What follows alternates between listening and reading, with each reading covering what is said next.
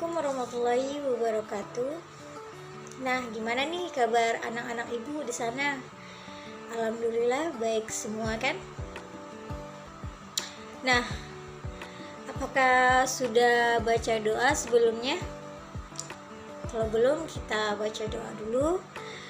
Untuk memulai pembelajaran, mari kita berdoa menuntut agama dan kepercayaan masing-masing. Berdoa mulai. Nah, terima kasih. Di sini Ibu mau melanjutkan materi kita yang sebelumnya, yaitu sistem gerak pada manusia. Nah, Ibu mau kalian hari ini berbentuk kelompok maksimal 4 orang. Apakah sudah ngerti? Oke.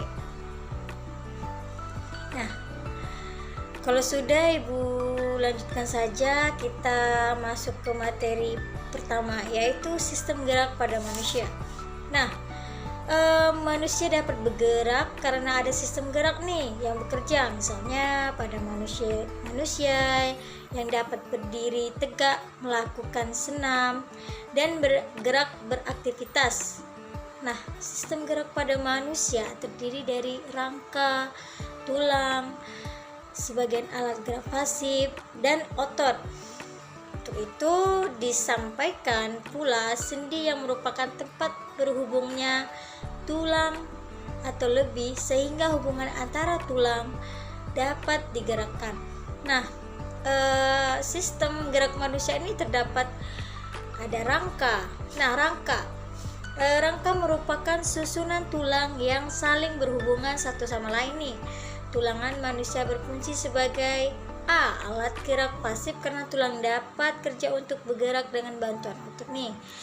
Yang kedua, B. Penumpa berdirinya tubuh. Nah, yang C. Tempat menempelnya otot. Yang D. Melindungi organ tubuh bagian dalam. Ya. Selanjutnya, tempat pembentukan sel darah merah dan sel darah putih.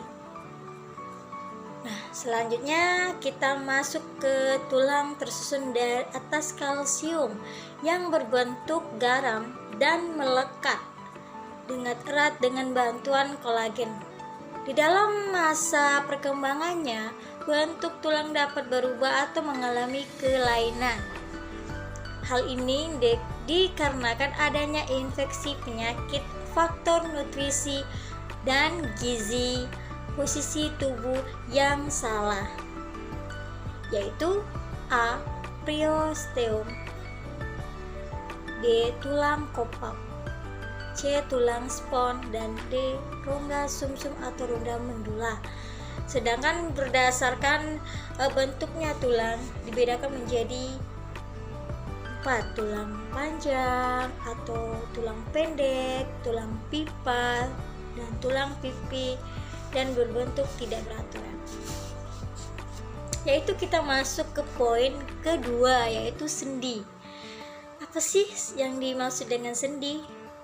Jika dilihat berdasarkan banyaknya tindakan digerakkan, maka persendian dikelompokkan menjadi 3, yaitu sinartrosis atau sendi amfirotosis atau sendi diartrosis.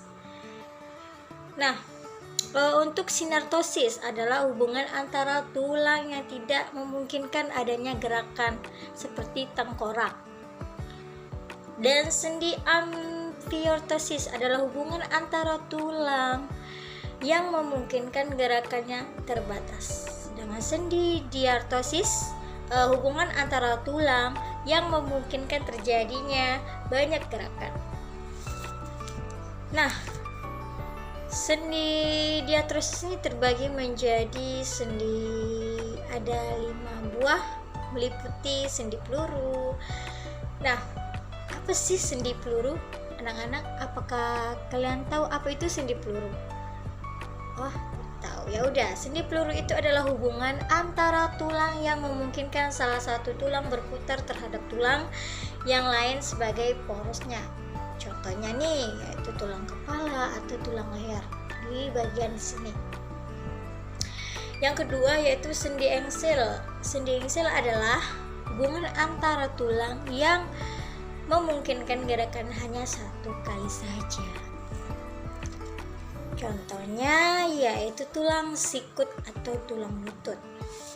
Nah, yang ketiga nih, sendi pelana adalah hubungan antara tulang yang memungkinkan gerakan kedua arah. Contohnya pangkal ibu jari. Dan yang keempat itu sendi geser. Sendi geser adalah hubungan antara tulang yang memungkinkan gerakan pada satu bidang saja atau gerakan bergeser. Contohnya yaitu tulang yang memungkinkan pada pergelangan kaki atau tulang belakang. Yang kelima yaitu sendi elipsoida, adalah hubungan antara tulang berbentuk oval yang lain elips sehingga berputar di setiap arah kecuali aksial. Untuk materi pada persendian, apakah anak-anak sudah memahami? Kalau sudah, ibu lanjut ke selanjutnya yaitu otot. Nah, otot selain tulang dan persendian, sistem gerak pada manusia juga melibatkan bertumpunya otot. Otot merupakan sebuah jaringan yang terdapat dalam tubuh manusia yang berfungsi sebagai alat gerak aktif untuk membantu tulang agar dapat bergerak. Pada manusia terjadi pada proses kontraksi otot yang membentuk energi dan reaksi pada otot. Berdasarkan jenisnya yaitu otot terbagi menjadi 3, yaitu otot polos, otot jantung, dan otot lurik. Sedangkan otot polos yang ditemukan di saluran pencernaan seperti lambung maupun usus halus. Yang kedua yaitu otot jantung yang ditemukan pada organ jantung. Yang ketiga yaitu otot lurik nih yang terletak pada rangka. Apakah anak-anak ibu sudah memahami materi yang ibu sampaikan pada pagi ini?